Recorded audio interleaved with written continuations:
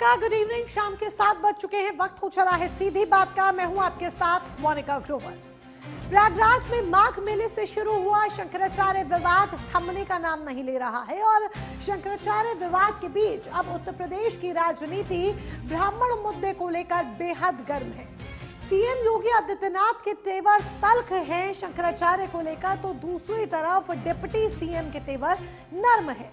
ब्रजेश पाठक ने बयान दिया कि बटुकों की शिखा खींचना अपमान है और ठोस कार्रवाई होनी चाहिए। इतना ही नहीं, डिप्टी सीएम ब्रजेश पाठक के घर पर 101 बटुकों का तिलक लगाकर सम्मान किया गया, उन्हें भोज कराया गया। तो अब इसे सम्मान और संस्कृति की नीति कहें या फिर वोट बैंक की रणनीति, आज इसी पर होने वाली है सीधी बात। लेकिन इसको लेकर विपक्ष किस तरीके से हमलावर है और किस तरह की बयानबाजी हो रही है, राजनीतिक महकमे में कैसे हलचल मची है, पहले जरा वो देख लीजिए। उसी सरकार में है जिसने पूजनीय शंकराचार्य जी का अपमान किया है। अब कितना भी ढोंग कर लें, बटुकों को ला करके कितना भी ढोंग कर लें, जब पूजनीय शंकराचार्य जी का अपमान हुआ है तो उनके सम्मान में उनको इस्तीफा दे देना चाहिए।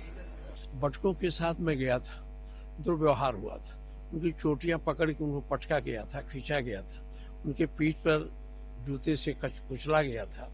मैंने ये बात असेंबली में भी कही थी।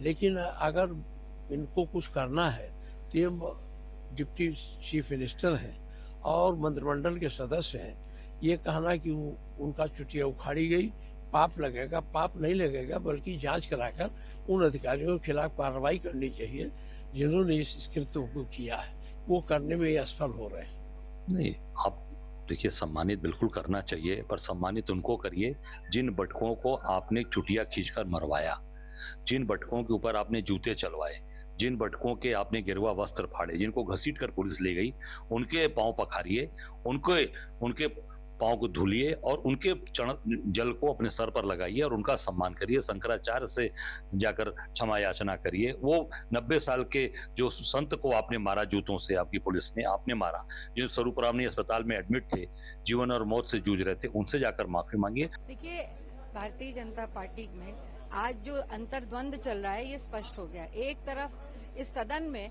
मुख्यमंत्री जी कालजाई कहते हैं और दूसरी तरफ उनके ही डिप्टी सीएम अपने घर पे बुलाकर के उनका सम्मान करते हैं। बहरहाल मैं ये जरूर कहूंगी कि जो सनातन धर्म की परंपरा है उसमें बटुक हो या कोई भी सन्यासी हो, साधु हो, उसका सम्मान होना चाहिए। पर ये भारतीय जनता पार्टी में जो विरोधाभास है ये स्पष्ट हो गया। हिंदुस्तान में पैदा होने वाला चाहे कोई हिंदू हो या मुसलमान, गंगा सबकी है, कांवड़ सबकी है, सेवा सबकी है, भारत माता सबकी है और सब भारत माता के। देखिए, ब्राह्मणों की शिखाओं को काटना, ब्राह्मणों की शिखाओं पे हमला करना, ये तो अपराध है। किसी की भी धार्मिक भावनाओं को ठेस पहुंचाना ये अपराध है। लेकिन जिन लोगों ने ये काम किया है, मुझे पूरा भरोसा है कि योगी आदित्यनाथ जी के नेतृत्व में जो सरकार चल रही है उनके खिलाफ कार्रवाई होगी। राजनीति को एक बार फिर से गरमा दिया है और ऐसे में कई सुलगते सवाल हैं जिनके इर्द गिर्द आज होने वाली है सीधी बात। एक एक कर वो सवाल सबसे पहले आपके सामने रख देते हैं। क्या 101 बटुकों के सम्मान में वास्तविक पाप धोया जा सकता है? ये पहला सवाल जो आज डिप्टी सीएम के आवास पर होता है। दूसरा सवाल, क्या ये ब्राह्मण वोट बैंक की राजनीति का अगला कदम है? क्योंकि ये वोट बैंक वो वोट बैंक है जो उत्तर प्रदेश की सत्ता बनाने में अहम भूमिका निभाता है। तीसरा सवाल, भाजपा के भीतर मतभेद का संकेत, योगी वर्सेस डिप्टी सीएम। क्यों? क्योंकि योगी आदित्यनाथ के तेवर तल्ख तो डिप्टी सीएम के तेवर नर्म। चौथा अहम सवाल, क्या शंकराचार्य विवाद में विरोधियों ने ब्राह्मण पॉलिटिक्स को हथियार बना लिया है? क्योंकि सारी पॉलिटिक्स ब्राह्मणों के ही इर्द गिर्द होती हुई दिख रही है।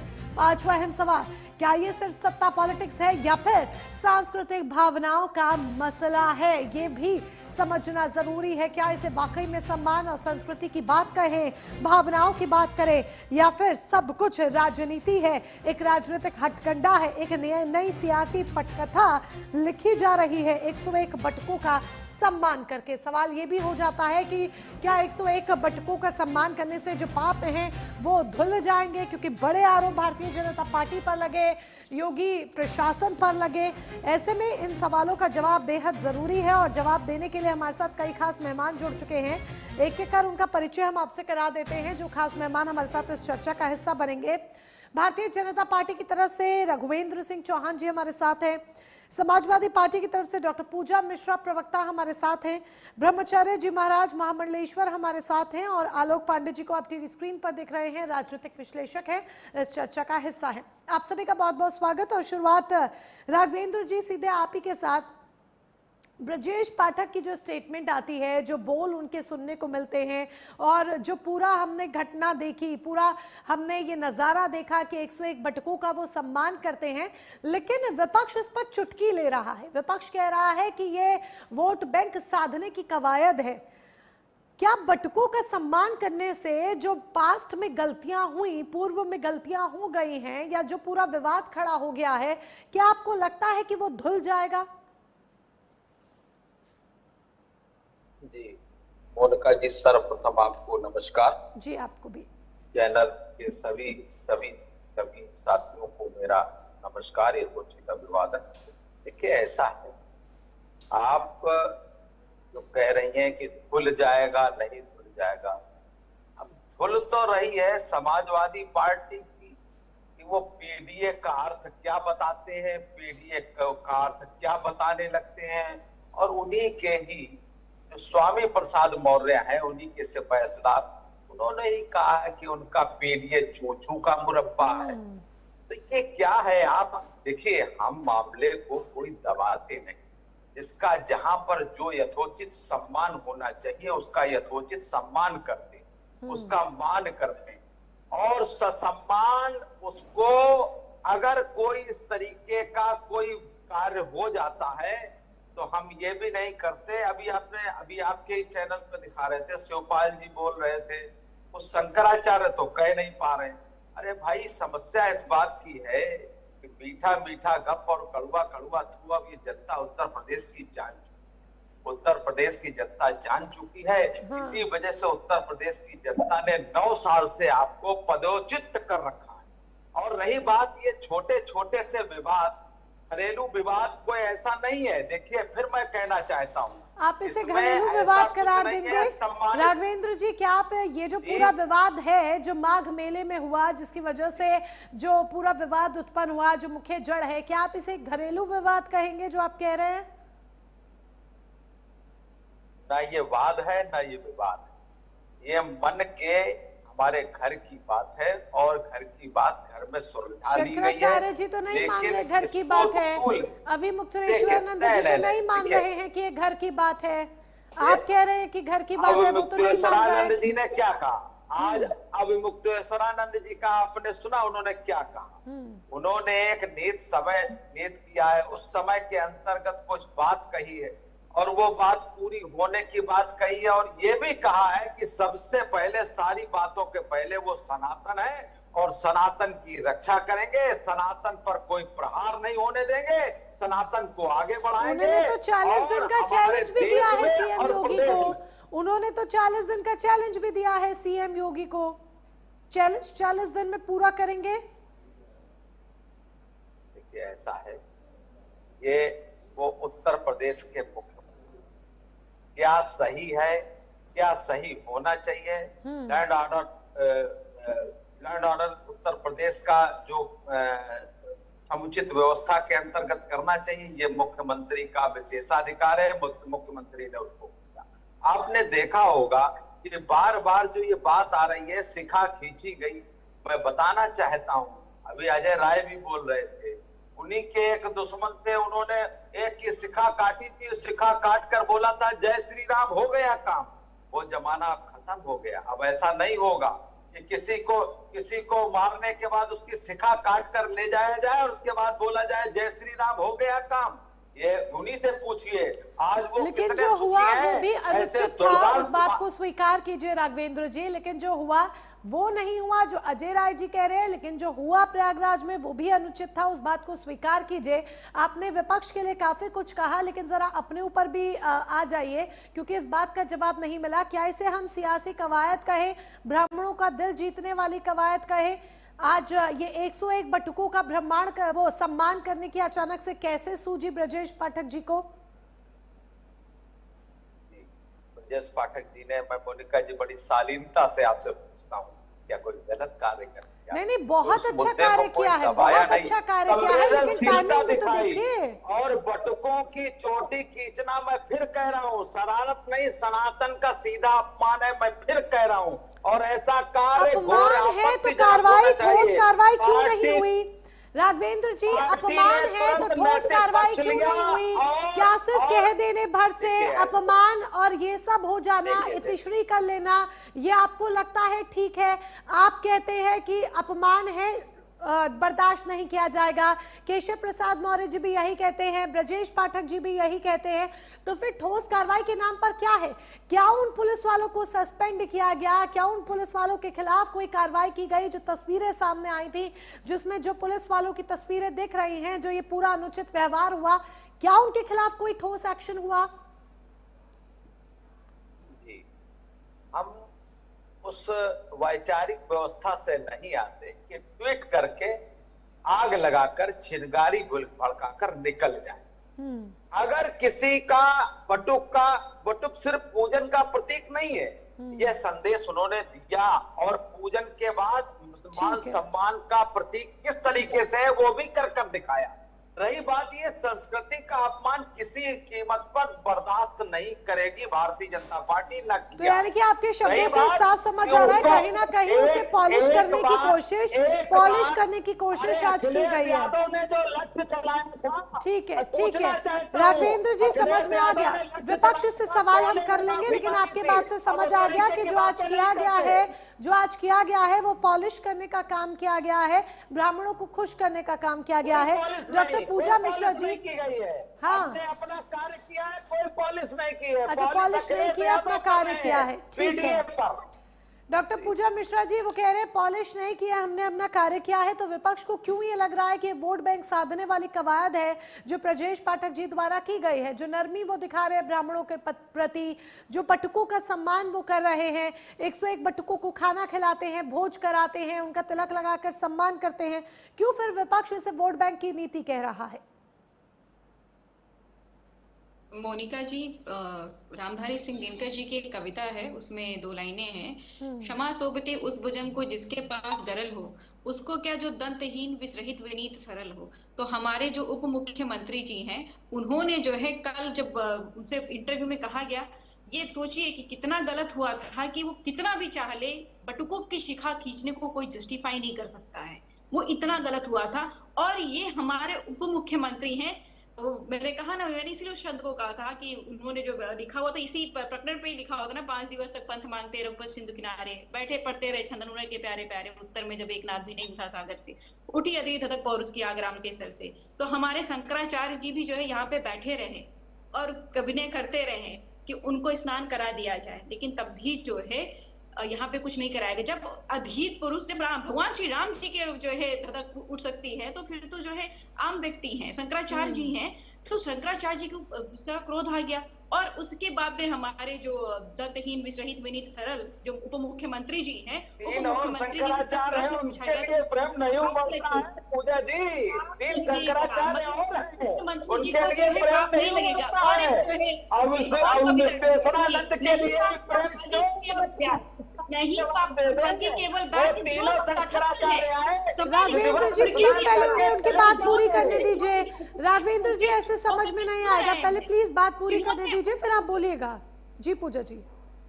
जी मोनिका जी, तो जो तटस्थ हैं, समय उनके भी अपराध लिखेगा। उप मुख्यमंत्री जी 18 तारीख को जब ये घटना घट रही थी, मैंने आपके कई डिबेट में कई बार कहा है कि अगर बटुकों की शिखा खींची गई थी, हम कह रहे हैं आपको शंकराचार्य जी को स्नान नहीं कराना था, कोई बात नहीं थी, आप उनको शंकराचार्य जी नहीं मानते, कोई बात नहीं थी, पर जब बटुके की शिखा खींची गई, 80 साल के साधु के ऊपर में बूटे रगड़ी गई, उसके साक्ष्य रहे, वो निर्वस्त्र हुए बटुक, अब उसके साक्ष्य रहे, तो आपने कौन सी कार्रवाई कर दी?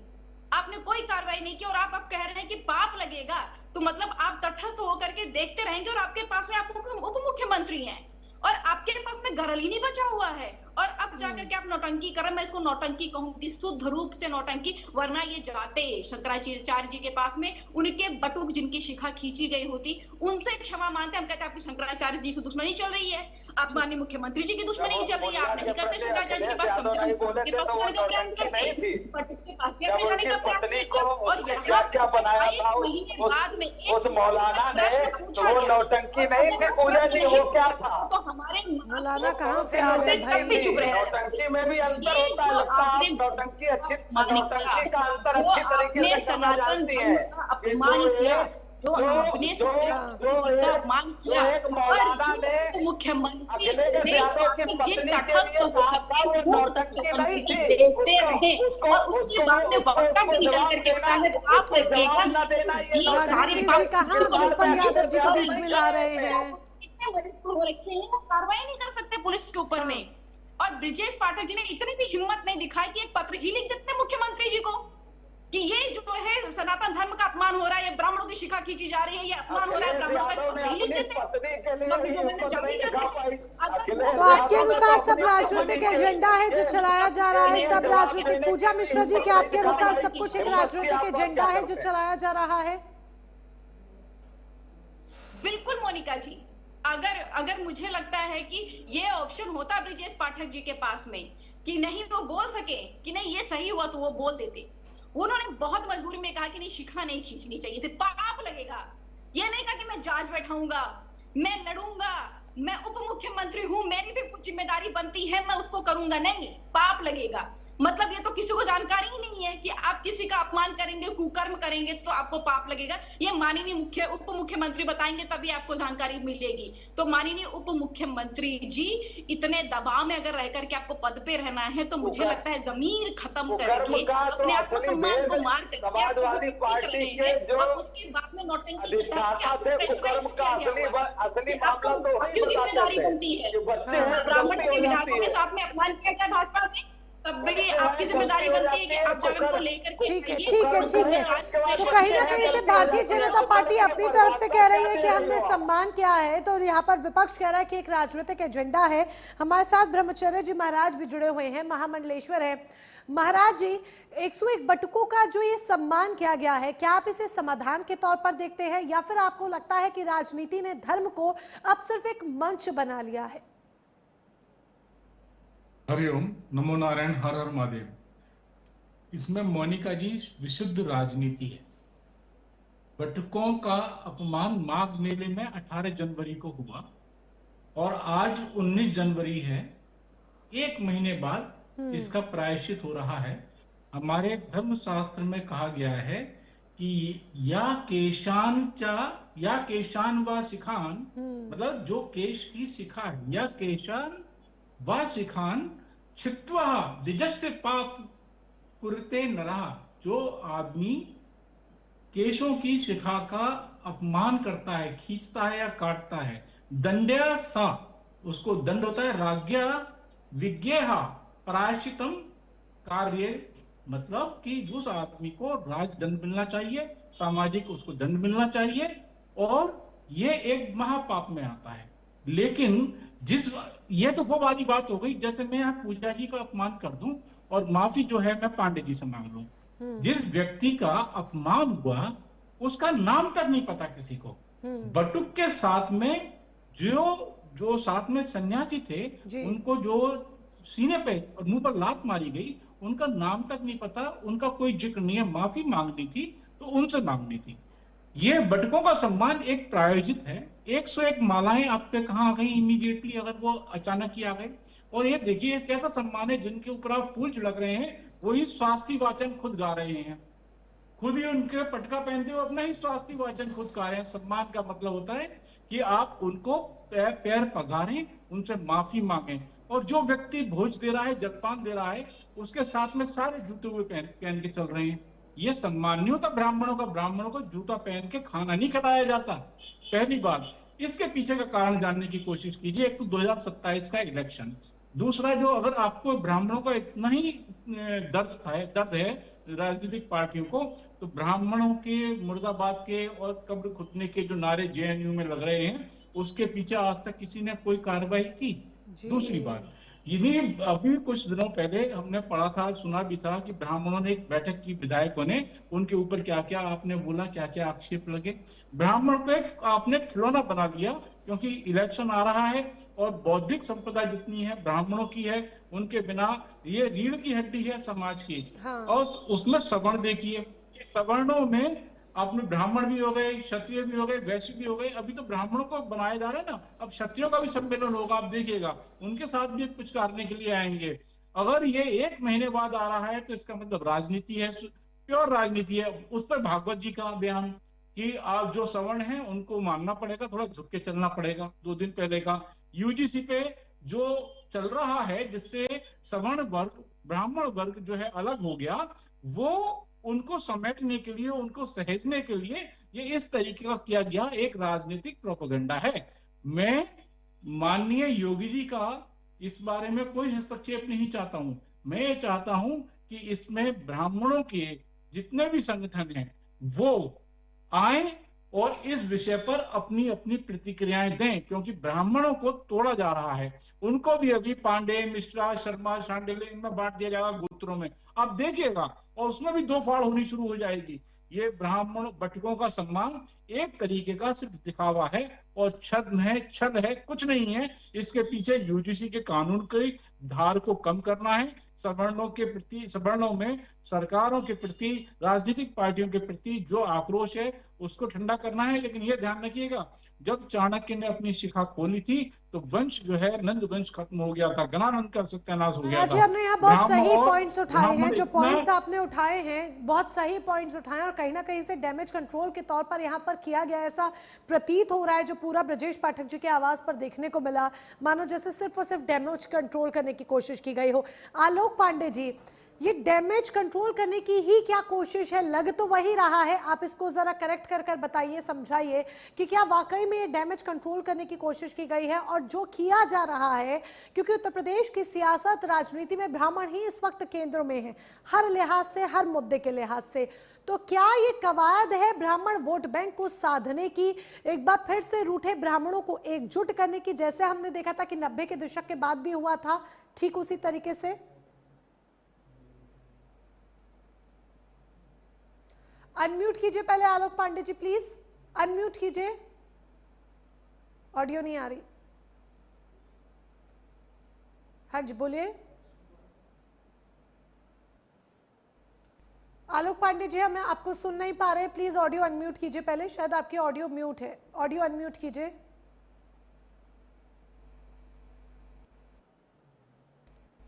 आलोक पांडे जी की आवाज हम तक बिल्कुल भी नहीं पहुंच पा रही है। सुन पा रहे हैं आप आलोक पांडे जी? जी अब ऑडिबल है, आप ऑडिबल है जी, रखिए अपनी बात रखिए। हाँ जी अब आवाज मिल रही है, ओके। मैं सिर्फ ये कह रहा हूँ कि ये जो कवायद है ये बिल्कुल राजनीति से प्रेरित है, ब्राह्मणों को मनाने की कोशिश है, लेकिन ये भौड़ी कोशिश है, बेईमान कोशिश है, जिसे भौड़ापन कहते हैं ना। हाँ। थप्पड़ हम किसी को मारे और मनाए किसी और को, ये भौड़ापन नहीं तो क्या है? आपने सवर्णों को पढ़ने के अधिकार छीन लिए, जेल में भेजने की तैयारी शुरू कर दी, ब्राह्मणवाद को गाली मिल रही, ब्राह्मणों को गाली मिल रही, सरकार मौन है, और फिर क्या कर रहे हैं? जूते पहना के बटकों का सम्मान कर रहे हैं। ब्रजेश पाठक से पूछा जाता है यूजीसी के बारे में, वो बताते लगते हैं एसआईआर के बारे में, ऐसी बाइट इनकी वायरल है। तो भारतीय जनता पार्टी का जो पतन की शुरुआत है वो प्रारंभ हो चुकी है, क्योंकि जब पतन होता है, प्रारंभ होता है, तो जो पार्टी ताकतवर होती है उसको एहसास नहीं होता, उसका गर्व, उसका सत्ता का गर्व बहुत ऊंचे होकर बोलता है। तो इससे भारतीय जनता पार्टी को लगेगा कि नहीं ठीक है, जो है सब बढ़िया है, हमारा कुछ नहीं होने वाला, इतना बड़ा हमारा समुद्र में जहाज तैर रहा है, भारतीय जनता पार्टी का उसमें एक छोटा सा छेद हो गया तो क्या होगा? ना रिपेयर करिए और लंबी यात्रा पे जाइए, वो जहाज समुद्र में डूबेगा ही। तो भारतीय जनता पार्टी रूपी जो जहाज है, इसके डूबने की तारीख तो नहीं बताई जा सकती, लेकिन डूबने की शुरुआत हो गई है। और ये जो भौड़ापन है, बटुकों का सम्मान करने का जो दिखावा है, इससे कैंसर का इलाज नहीं हो सकता। कैंसर के इलाज में बुखार की दवा देने से होगा क्या? तो भारतीय जनता पार्टी को कैंसर के इलाज के लिए कीमोथेरेपी करनी पड़ेगी। अब कीमोथेरेपी बड़ी खतरनाक होती है, तो कीमोथेरेपी किस नेता की जाए? धर्मेंद्र प्रधान की जाए, मोदी जी की जाए, किसकी की जाए कीमोथेरेपी? कौन है दोषी? कौन है दोषी जिस देश के 30-40% सवर्णों को पढ़ने के अधिकार से वंचित करना चाहता है? वो व्यक्ति आए तो सामने। वो व्यक्ति तो सारे लोग जो यूजीसी का कानून बनाए हैं, वो तो मुंह छुपा बैठे हुए हैं। बताए तो इस देश की सवर्ण जनता को कि उनका क्या अपराध है, कौन सा अपराध किया था कि आप उनके लिए इतना काला कानून लेके आए। उसके बाद फिर आरएसएस प्रमुख है मोहन भागवत, वो हिंदुओं की बात करने लगते हैं। आप कह रहे हैं कि हिंदुओं एक हो जाओ। मैं पूछता हूं कौन सा Hindu? OBC Hindu, general Hindu, SC Hindu, ST Hindu, कौन सा हिंदू? क्योंकि भारतीय जनता पार्टी तो हिंदू को हिंदू मानती नहीं। मोदी जी का एक भाषण दिखाइए जहां उन्होंने कहा मेरे प्रिय सवर्ण भाइयों। 12 साल में मेरे प्रिय दलित भाइयों, मेरे प्रिय ओबीसी भाइयों, कभी कहा है सवर्णों के लिए कुछ? ना तुम सवर्णों के लिए कुछ कहते हो, ना सवर्णों के लिए कुछ करते हो। उनका जो 10 सेकंड और इस बार का यूनियन बजट आया, ओबीसी के लिए पैसा है, एससी एसटी के लिए पैसा है, देना चाहते हैं, लेकिन सवर्णों के लिए जीरो दिया मोदी। लेंगे राघवेंद्र जी, मैं आऊंगी आपके पास, बात कंप्लीट करने दीजिए। आप ही जवाब देंगे उनकी इस बात का, क्योंकि आरोप आप पर लग रहे हैं, जाहिर सी बात है। आलोक पांडे जी कंटिन्यू। जी, मेरा अपना मानना है कि आप सवर्णों का कितना अपमान करेंगे।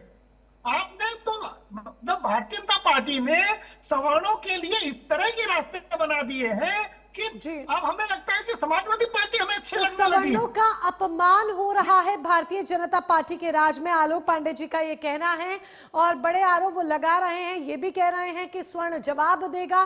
क्या वाकई में ऐसा देखने को मिलेगा? आप सभी खास मेहमान हमारे साथ बने रहिएगा। वक्त यहाँ पर एक छोटे से ब्रेक का हो चला है। अब वोट बैंक साधने की इसे कवायद कहा जाए या फिर इसे वाकई में एक सम्मान के तौर पर समाधान कहा जाए? 2027 के चुनावों में ब्राह्मण किस तरफ जाएगा? क्या वो भारतीय जनता पार्टी का साथ देगा या फिर समाजवादी पार्टी का दामन थामेगा? ये देखना होगा। इस पर भी चर्चा आगे करेंगे, लेकिन वक्त एक छोटे से ब्रेक का है।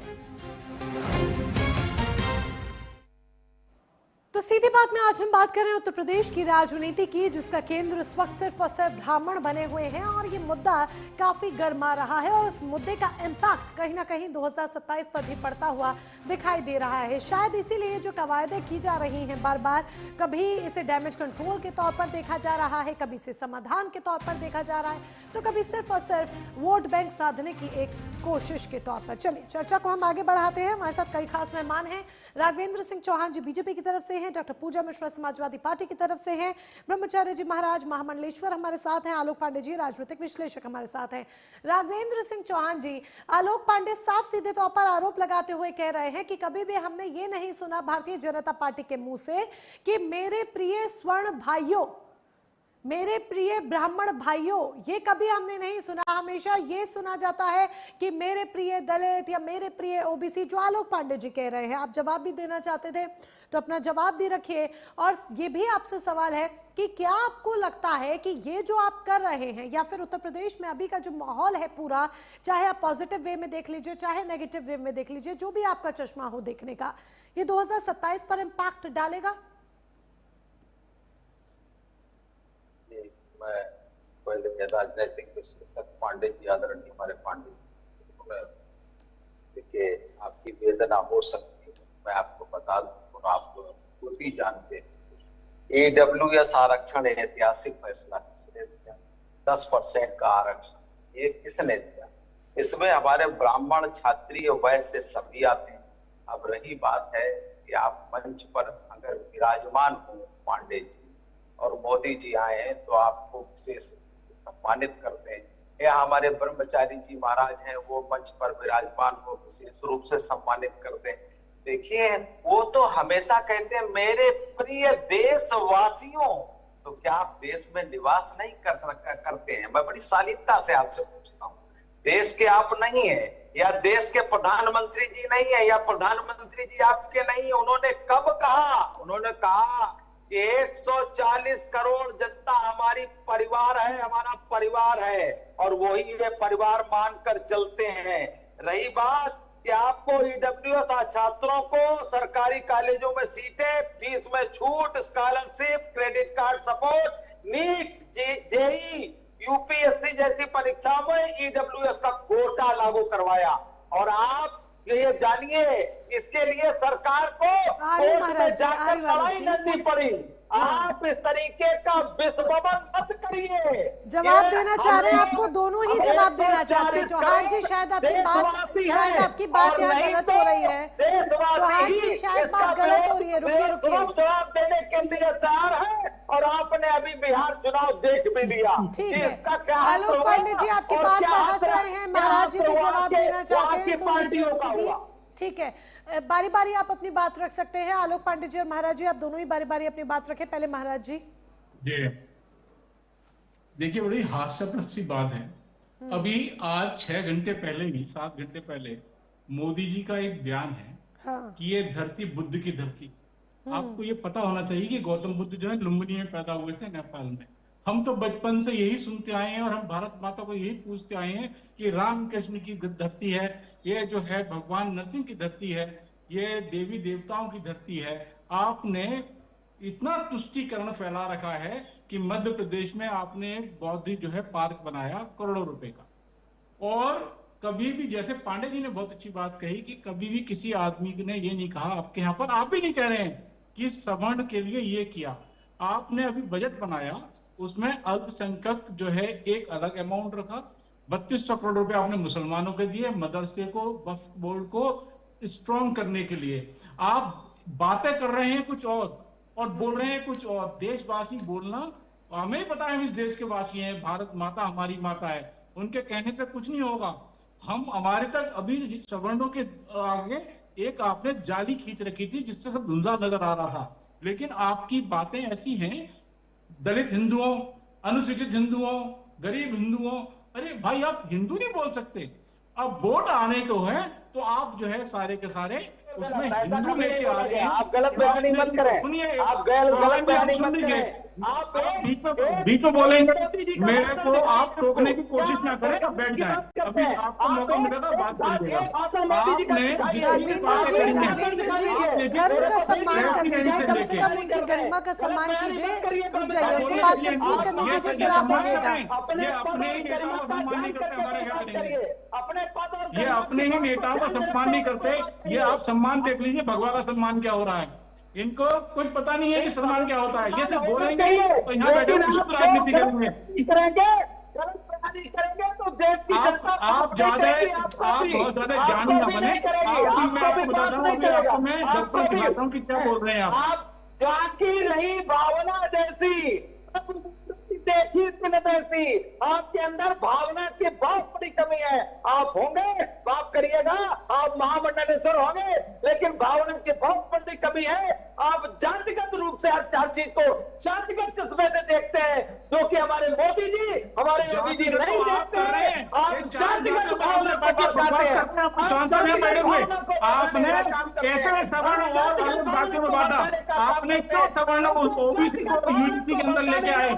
आपने इस समाज के अंदर दरार पैदा कर दी। इतिहास आपको माफ नहीं करेगा। जो काम मुगल नहीं कर पाए, जो काम मैकाले नहीं कर पाया, यहाँ पर सिर्फ मर गए, आपने वो काम कर दिया। आपने बातें करी हैं जो आप मुझसे बैठे हुए बहस कर रहे हैं, सुनने के बजाय, आप उसको सुधारने के बजाय चीखने से आपकी बातें सही नहीं हो जाएंगी। सुनिए, ऐसा लग रहा है सिर्फ जातियों के बीच में हम बट कर रह गए हैं। जाति की बात करेगा वो महामंडलेश्वर हो ही नहीं सकता। ठीक है, रुक जाइए, पहले रुकिए। चौहान जी, आप भी नेता नहीं हो सकते, आपको पता ही नहीं है। आप मेरा सम्मान नहीं कर रहे हैं तो आप क्या भटकों का सम्मान कर रहे होंगे, ऐसे पता चल जाता है। आप विशुद्ध राजनीति कर रहे हैं बैठे हुए। चौहान जी, जो आपकी बोली बोले आप उसका सम्मान करेंगे, जो आपकी बोली नहीं बोले तब आपके स्वर बिल्कुल बदल जाते। 140 करोड़ की जनता से चलता है। ब्रह्मचारी जी सुनिए, मंडलेश्वर की व्यवस्था से आप मेरे नाम को फिर से ले नहीं पा रहे हैं, आप क्या सुनाएंगे? जातिगत व्यवस्था, आपको नाम देना तो आप मेरे नाम को पढ़ नहीं पा रहे हैं और आप क्या बोलेंगे? आप जातिगत भावनाएं भड़का रहे हैं। आप कैसे मैंने भड़का नहीं, आपने भड़काया है, मैं भावना दिखा रहा हूं। आप निश्चित रूप से इलेक्शन आपने लड़वाए। मैं तो क्या आप दोनों विजय आलोक पांडे जी से स्ट्रेस कहेंगे क्या? जो पूरा जो डायनेमिक्स है वो डायनेमिक्स ब्रेक होता हुआ दिख रहा है, इसे स्ट्रेस कहें। OBC plus non Yadav plus ब्राह्मण वोट बैंक जो है वो बीजेपी का कोर वोट बैंक है, लेकिन ये डायनेमिक्स कहीं ना कहीं ब्रेक हो रहा है। देखिए भारतीय जनता पार्टी को हमेशा लगा कि यहाँ पर जितनी एक मिनट महामंडलेश्वर जी, अब महाराज जी आलोक पांडे जी से सवाल है, मैं लौटूंगी आपके पास। जी आलोक पांडे जी। देखिए भारतीय जनता पार्टी को लगता था कि जो सवर्ण है वो उसका जड़ खरीद गुलाम है। हाँ। चाहे जितना इसे दबा लेंगे, चाहे जितना इसे सप्रेस कर लेंगे, ये तो कहीं जाएगा नहीं। और उसके साथ क्योंकि 2024 में 240 रह गए, तो जो दूसरी जाति के लोगों को और अपने कैनवास में लाने के लिए एक तरह से विभाजन, वो जानकारी में हुआ या जाने वो जाने, लेकिन भारतीय जनता पार्टी ने यूजीसी में जिस तरह का नियम लेके आई, उससे जो कॉलेज की जो जमीन है जहां बच्चे जात के बगैर रह करके अपना एक पर्चा बनाते हैं, उससे आपने जातीय टुकड़ों में बांट दिया। और उसका प्रभाव क्या होता है कि मेरा बच्चा कॉलेज जाएगा, मैं तो अभी से डरता हूँ, वो 4 साल बाद जाएगा तो भी डर रहा हूं मैं कि मेरा बच्चा सर्वाइव कैसे करेगा। किसी ओबीसी किसी एसटी को लग गया कि हम उसका अपमान हुआ तो मुकदमा कर देगा उसके ऊपर। फिर जो कमेटी बनाई उसमें सवर्ण ही नहीं, सवर्ण का रिप्रेजेंटेशन कमेटी में आप नहीं दे रहे, सवर्ण का 90% वोट आप खुद ले रहे हैं। यहाँ महामंडलेश्वर जी का आप सम्मान नहीं कर रहे, तब आपके हिसाब से कोई ना बोले आप उसे अपमानित करते रहेंगे। ये कहते हैं कि जब बुरा वक्त आता है तो हमारा विवेक पहले खो जाता है। भारतीय जनता पार्टी का ये बुरा वक्त की प्रारंभ है। अगर उसे मानना है तो जरूर माने, अगर नहीं मानना है तो चुनाव में माने। भाई कभी तो आपको मानना पड़ेगा, या तो चुनाव में जाने के पहले अपनी गलती करिए, नहीं तो चुनाव में देखेंगे।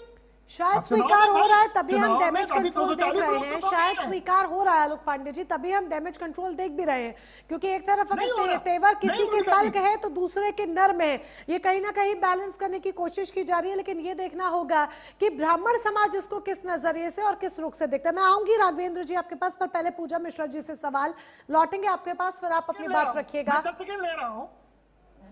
जी पूजा मिश्रा जी से मेरा सवाल है। पूजा मिश्रा जी, क्या आपको लगता है ये जो पूरे डायनेमिक्स हैं, ये जो पूरा सिनेरियो देखने को मिल रहा है, भारतीय जनता पार्टी के सामने कई मुद्दे हैं इस समय, चाहे आप यूजीसी देख लीजिए, चाहे शंकराचार्य विवाद देख लीजिए, चाहे अब ये ब्राह्मणों के सम्मान की बात आ गई है, जहां पर ब्राह्मणों का सम्मान किया जाता है, लेकिन इसे भी राजनीतिक तौर पर एक सियासी पटकथा के तौर पर देखा जा रहा है कि एक नई स्क्रिप्ट लिखी गई है बीजेपी की तरफ से, तो कहीं ना कहीं कॉन्ट्रोवर्सीज क्रिएट हो रही है। क्या ये संकेत है कि ब्राह्मण समाज में पकड़ कमजोर हो रही है?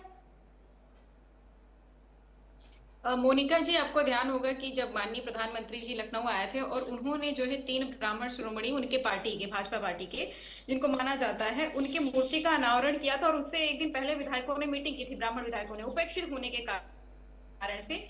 और उस जो है समारोह में ब्राह्मण विधायक या ब्राह्मण सांसद नहीं दिखे वहां पे भाजपा के। और उसके बाद में इनके जो नए नवेले प्रदेश अध्यक्ष जी हैं वो कहते हैं कि ये अनुशासनहीनता चल रही है, ऐसी मीटिंग की जाएगी तो फिर जो है कार्रवाई होगी। और खुद 2 दिन के बाद में जाकर के पटेलों की मीटिंग अटेंड करते हैं। तो ये दिखाता है कि इन्होंने ये मान रखा हुआ है। मैं बिल्कुल अभी आलोक जी कह रहे थे ना कि जब नाश मनुष्य पर छाता है तो पहले विवेक मर जाता है, तो विवेक मर चुका है भाजपा का। उनको समझ में नहीं आ रहा कि डिवाइड करके उन्होंने कर लिया। पहले उन्होंने क्या किया, रिलीजन के बेसिस पर डिवाइड किया, हिंदू मुसलमान करके उन्होंने सरकार बना ली, उसको फिर और प्रिसाइज कर दिया हिंदू मुसलमान। अब उनको समझ में आ रहा है कि नहीं हो रहा है, ये तो हो ही नहीं पा रहा। जितनी बार भी एंगल देने का प्रयास कर रहे हैं, उन्होंने देखा छात्र आंदोलन होकर के सड़कों पे आए, चाहे वो नवंबर 2024 हो, चाहे वो 15 दिसंबर 2025 हो, छात्र पूरी संख्या में आए सड़कों पर। तो उन्होंने यूजीसी का नियम ऐसा ला दिया कि जिसमें डिविसिव किया जाए, और उसमें एक पॉइंट ऐसा रखा कि अगर कोई साबित होता है कि इसने गलत आरोप लगाया है तो अभी उसमें जो दंडात्मक कार्रवाई है उसमें रिलैक्सेशन दे दिया। तो उनको पता था था कि अगर इस मुद्दे को कोई लेकर के सुप्रीम कोर्ट चला जाएगा तो भाई अगर आपने गलत किया मोनिका जी, आपने मेरे ऊपर गलत आरोप लगाया और आपको साबित हो गया और आपके ऊपर में दंड की कार्रवाई नहीं की जाएगी तो ये तो ऑब्वियस बात है सुप्रीम कोर्ट रोक देगा। ये सिर्फ और सिर्फ लाया है यहाँ पे डिवाइड करने के लिए। इनको पता था कि ये रुक जाएगा, हम इधर भी खेल लेंगे उधर भी खेल लेंगे, ये लगा हुआ था। हालांकि जो है यूजीसी की बात अगर की जाती है, कई बार मुझे लगता है कि जो यूजीसी का समर्थन कर रहे हैं या प्रोटेस्ट कर रहे हैं उनमें आपने देखा होगा मोनिका जी कि ब्राह्मण बड़ा इजी टारगेट होता है। बात स्वर्णों की हो रही है लेकिन आपको नारे नहीं सुनाई दे रहे होंगे, कोई लाला कह रहा हो, कोई जो है कह रहा हो कि नहीं ये जो है बनिया है, इनको किसी को नहीं कह रहे होंगे जो स्वर्ण आ रहे होंगे। स्वर्ण में ऐसा लगता है कि ब्राह्मण ही मिल जाता है, उनको इजी टारगेट मिलता है और ब्राह्मण कोई बोलने लग जाते हैं। और भाजपा सरकार ने इसमें ब्राह्मणों की उपेक्षा करते करते इतना कर दिया हुआ है कि लोगों को शय मिल जा रही है कि वो बोल सकते हैं, वो कर सकते हैं और इसीलिए कह ले रहे हैं। और अभी भी जो है सोचिए कि एक मुख्यमंत्री, एक उप मुख्यमंत्री की इतनी हैसियत नहीं है कि मजबूती के साथ में मुख्यमंत्री के सामने बोल दे कि अरे हम ब्राह्मण समाज से आते हैं, आपने बटुकों की शिखा खींची हुई है, आप किस तरीके से पुलिस के ऊपर कार्रवाई नहीं करेंगे, मैं पत्र लिखता हूं, मैं अपने लेटर हेड पर लिख करके भेजता हूं कि इनकी जांच होनी चाहिए। ये हम लोग सरकार में रहे हैं मोनिका जी, ये जांच जो है एक, मैं उस वक्त जो है शासक अध्यक्ष हुआ करती थी और हमने एक पुलिस एसओ के ऊपर में एप्लीकेशन दी थी हमारे मुख्यमंत्री की तरफ से, जांच बैठी हुई थी। तो आप सोचिए कि एक कार्यकर्ता का जो है एप्लीकेशन हो सकता है तो सरकारों से बीच में पूछते हैं तो किस जाति के हो? आपके राष्ट्रीय अध्यक्ष पत्रकारों से बीच बीच में पूछते हैं, दिखाया गया है विभिन्न चैनलों पर कि तुम किस जात के हो, मिश्रा है तो अच्छा तुम इसीलिए ऐसा कह रहे हो। अरे वो लोग क्या करेंगे जिनकी फितरत छुपी रहे, वो क्या करेंगे? ब्राह्मणों की वकालत करने वाले लोग, ब्राह्मणों के प्रति कितना जहर उगला है उन्होंने। और ये चूचू का मुर्गा क्यों कहा, आप ही के व्यक्ति ने कहा क्यों कहा? की तरफ बढ़ रहा है तो राघवेंद्र जी सपा का भी राग अलाप रहे हैं। पूजा जी, अगर कास्टिज्म की तरफ या फिर ये कास्ट बेस्ड सत्ता संघर्ष की तरफ ये पूरा मसला बढ़ रहा है तो राघवेंद्र जी अखिलेश जी का भी राग अलाप रहे हैं, सुन लीजिए। जाति पूछते हुए देखे गए कि तुम मिश्रा हो, तुम वाजपेयी हो, अच्छा इसीलिए ऐसा पूछ रहे हो, वो तो ऐसा बोलते हैं। हाँ, लेकिन इस पर पूजा जी का रिएक्शन ले लीजिए। पूजा मिश्रा जी को प्रवक्ता बनाने से पहले जात नहीं पूछते हैं।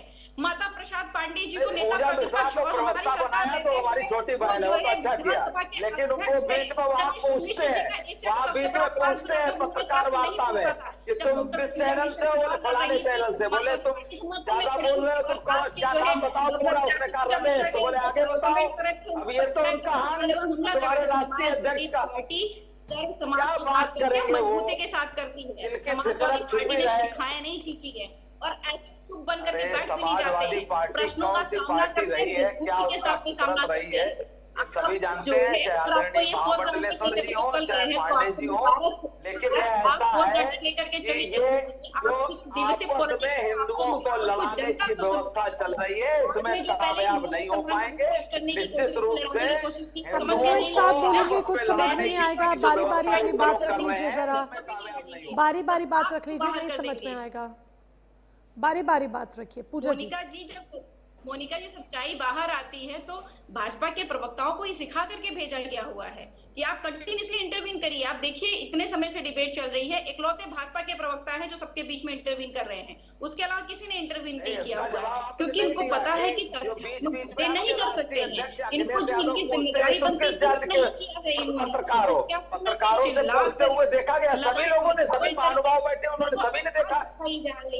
वो जात पूछते हुए नजर आते हैं, उसको दबा दिया जाए। जिस तरीके से ये सड़क पे कर दे रहे कि अगर सड़क पे आप पोछा खोल रहे हैं तो आपके ऊपर लाठी चार्ज कर दिया जाएगा, आपके ऊपर झूठे मुकदमे लगा दिए जाएंगे। ठीक है, पूजा मिश्रा जी जिस तरीके से पूरी बात रख रही हैं, पूजा मिश्रा जी पूरी बात अपनी रख रही है, राघवेंद्र जी आपको आपत्ति हो रही है, महामंडलेश्वर जी बात रख रहे हैं तो भी आपको आपत्ति हो रही है, शंकराचार्य जी से तो आपत्ति भारतीय जनता पार्टी को है ही है, अभी मुक्तेश्वरानंद जी से जो दिखता भी है उसी अनुसार मैं कह रही हूँ।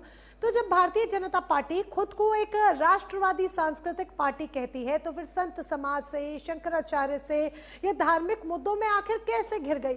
ये मुद्दे आपके लिए कंट्रोवर्शियल कैसे हो गए?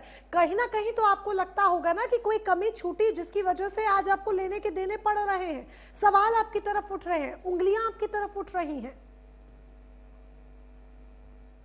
मोनिका जी, ना हमारी पार्टी को लेने पड़ रहे हैं ना देने पड़ रहे हैं। लेने के देने तो उन लोगों के पड़ते हैं जो पत्रकारों की भी जात पूछते, जो पत्रकार वार्ता करने से पहले ये कहते हैं कि जो ब्राह्मण हो वो हमारे पत्रकार वार्ता से निकल जाए, वो अखिलेश जी है।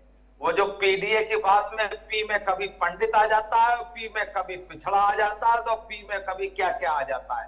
ये उनके ही साथी जो स्वामी प्रसाद मौर्य हैं उन्होंने ही विश्लेषण किया। मैं बड़ी शालीनता के साथ कहता हूं कि महामंडलेश्वर जी, आप एक गेरुआ वस्त्र धारण किए हैं तो आप भारतवर्ष के संत हैं। संत समाज का अपमान न भारतीय जनता पार्टी की सरकार ने, न हमारे मुख्यमंत्री जी ने बर्दाश्त किया है, न बर्दाश्त करेगी। रही बात, अगर उत्तर प्रदेश में सही सम्मान दिया गया है पुजारियों को, आपने देखा होगा, ये बताता है कि ये क्या सम्मान करते हैं। अभी सामने ही बोल के चुके हैं आपके, इनको ना मेरा अखाड़ा, ना ही तेरे अखाड़े और ना ही संत समाज इनको सनातन के अपमान के लिए माफ देखिए, आप संत समाज के होकर जातिगत बात करेंगे तो क्या होगा? आप जातिगत बात करेंगे कि हम ब्राह्मण समाज से हैं, हम क्षत्रिय समाज से हैं, इनको ये हम भी नहीं यादव पता समाज से हैं, कि किस आदमी का कैसे उन्होंने उसका सम्मान करना है। ये सामने राघवेंद्र जी अगर वो बता रहे, एक सेकंड राघवेंद्र जी सुनिए राघवेंद्र जी, एक सेकंड सुन लीजिए इतने जो बोल, एक सेकंड सुन लीजिए राघवेंद्र जी।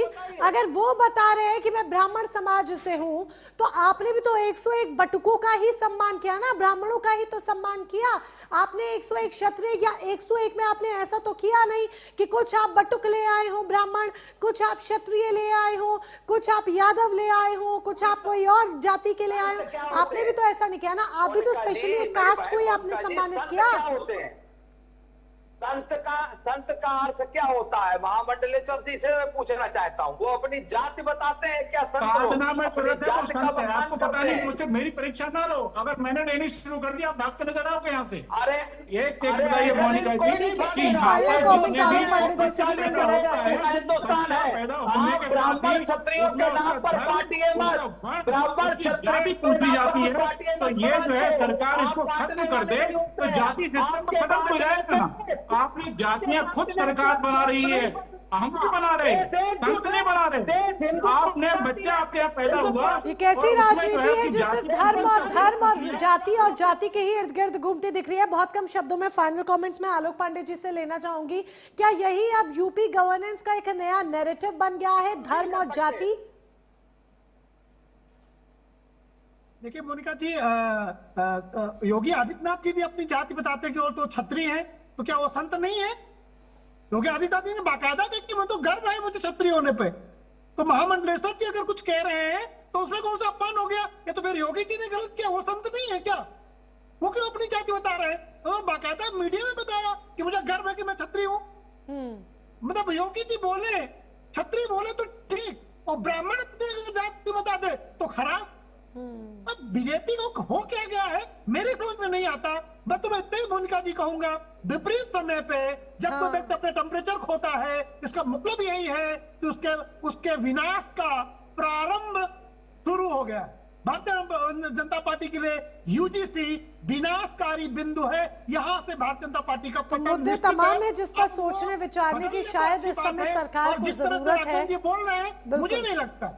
ठीक है, मुद्दे तमाम है जिस पर शायद सरकार को इस वक्त सोचने समझने की जरूरत है, और आप सभी हमारे साथ जुड़े इस चर्चा का हिस्सा बने उसके लिए बहुत बहुत शुक्रिया आपका।